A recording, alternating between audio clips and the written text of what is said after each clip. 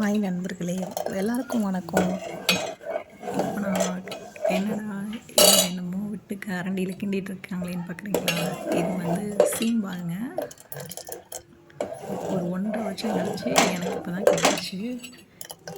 ஆமாம், எங்கள் அப்பா வீட்டில் நேற்று தான் மாடு கன்று போட்டிருந்தது.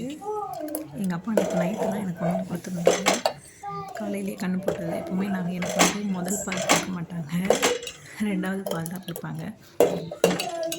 உங்கள் எல்லாருக்கும் எத்தனை பேருக்கும் சீம்பால் பிடிக்கும்னு சொல்லுங்கள். சீம்பால் நிறைய பேர் நிறைய விதமாக செய்வாங்கங்க.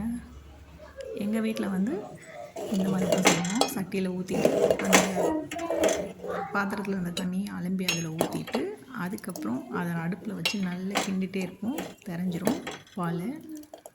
நம்ம கெட்டிப்பட்டதுக்கப்புறம் பால் நல்லா நுரைச்சி வரும். நுரைச்சி மேலே வந்து பச்சை வாசனைலாம் போகும். அதுக்கப்புறம் தான் வந்து வெல்லம் எல்லாம் சேர்ப்போம். ஒவ்வொருத்தரும் ஒரு விதமாக செய்வாங்க.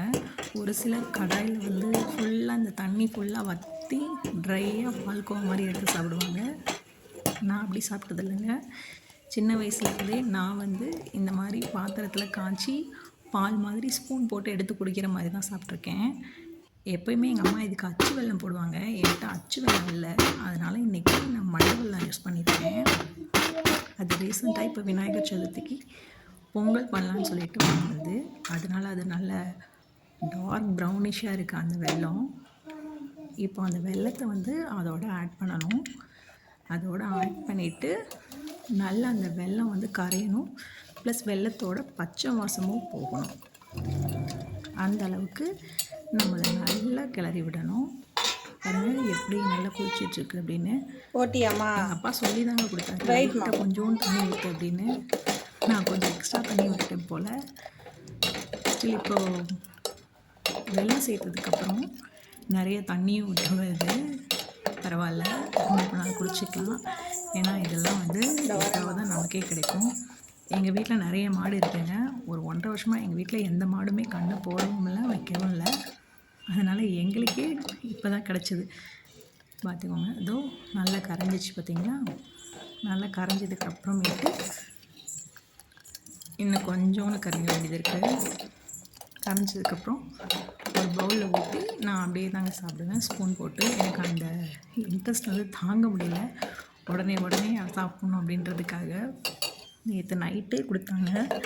என் வீட்டில் சிலிண்டர் காலி ஆகிடுச்சு. காலையில் தான் என் வீட்டில் அவர் போய் எங்கள் அம்மா வீட்டிலேருந்து சிலிண்டர் எடுத்துகிட்டு வந்தார். அதுக்கப்புறம் தான் எனக்கு வந்த உடனே நான் என்ன செஞ்சனோ இல்லையோ, முதல்ல டீ கூட போடலை, எப்படா இந்த சீம்பால் செஞ்சு சாப்பிட்லாம் அப்படின்ற ஒரு இன்ட்ரெஸ்ட் தான் இருந்தது. இப்போ நான் ஒரு பவுலுக்கு மாற்றிட்டு அடுத்து பாருங்கள், நான் இது வச்சுருக்கேன்,